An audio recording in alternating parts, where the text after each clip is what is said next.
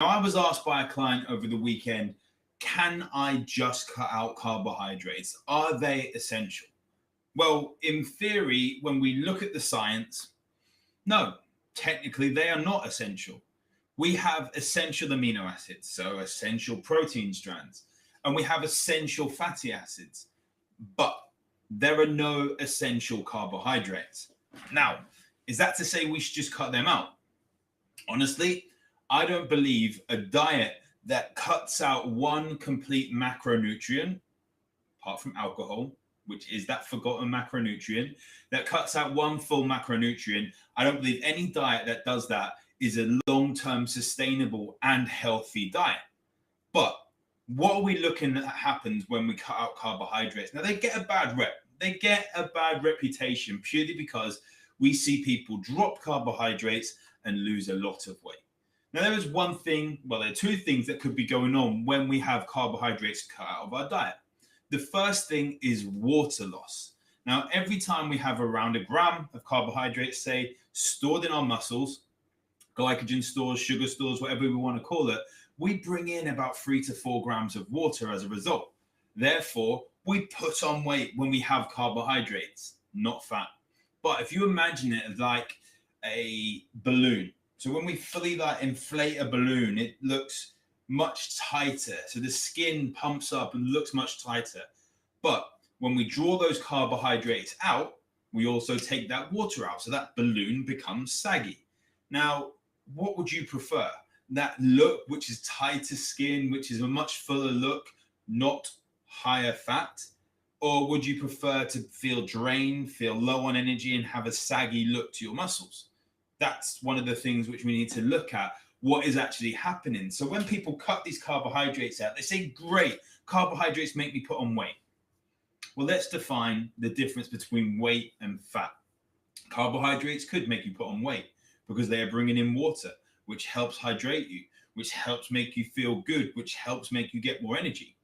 But taking them out then pulls away that water. So yes, it could make you lose weight, but it's also one of the reasons that people start on a diet, they drop weight, and then level off because they've lost that water, and then it becomes more realistic as to what is going on there.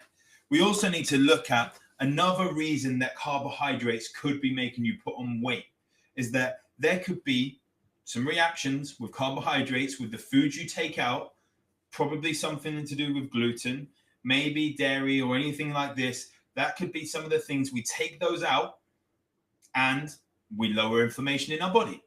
Therefore, we lower water retention, the bad inflamed water retention. Let's differentiate between the two. Again, taking a lot of science out there, but a lot of people will drop that water weight because they are lowering inflammation because they are taking a food out that their body just simply does not agree with. Now, another thing that happens when we cut carbohydrates, we cut a lot of nutrients in there. So yes, when we have proteins, we're going to get some vitamins in there with good quality meats. We're going to get the protein sources and so on. Same with fatty acids and everything like that. But we cut out a lot of fiber.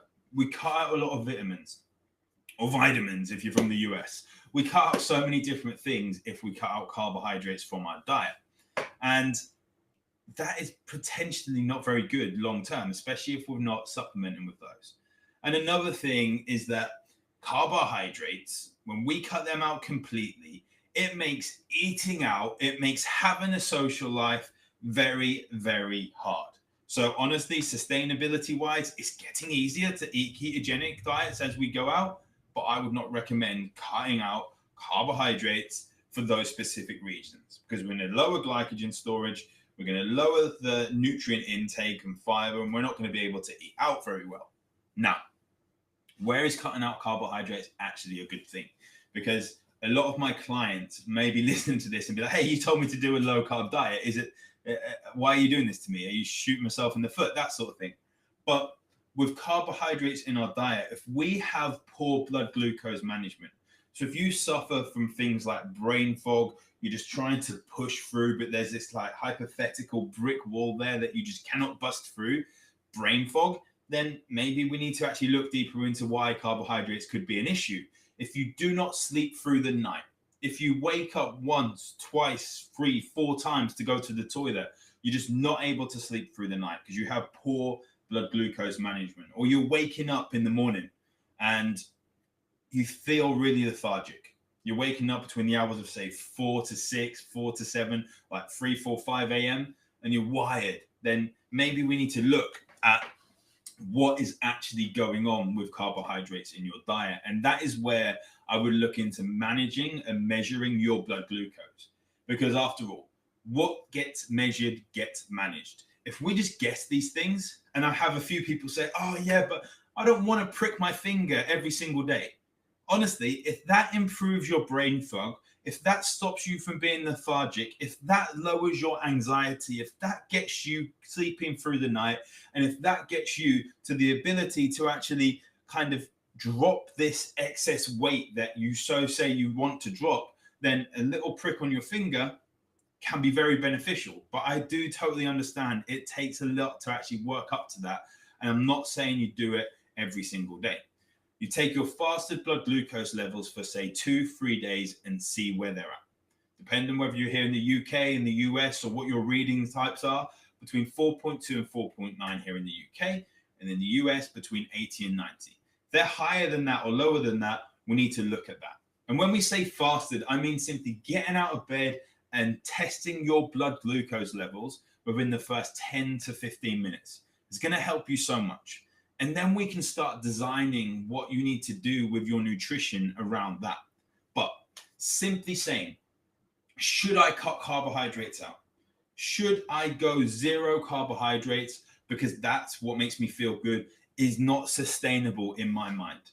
And that's also putting vegetables in there as carbohydrates, which a lot of people don't do. We're looking at fibrous vegetables in there as carbohydrates. Because honestly, that just, if you're struggling to follow a diet, or a nutrition protocol, whatever we want to call it, if someone's triggered by the word diet, if you're struggling to follow that, and then we go more and more strict by cutting out a whole macronutrient group, carbohydrates, proteins, fats, if you're struggling to follow a diet, there is a reason. Your body needs to be able to manage blood glucose better. Maybe there's underlying inflammation, maybe there's stress elsewhere, and it's not just the diet we need to look at. We look at hydration, we look at your mindset elsewhere and the stress that's going on, and we look at, are there some supplements that maybe be able to support a little bit? What can we do to help you with the underlying reasons you're not able to follow the nutrition at the moment? Now, if this is something that you have asked in the past, if you've struggled with having too many carbohydrates, too little, or you're one of these people that simply has to look at a slice of bread and put on 10 pounds, drop me a message. We can go over a few of the things in a call and see if there's something which we can work with you on to improve not just your body, not just your mind, but everything from looking at your health from a top-down perspective.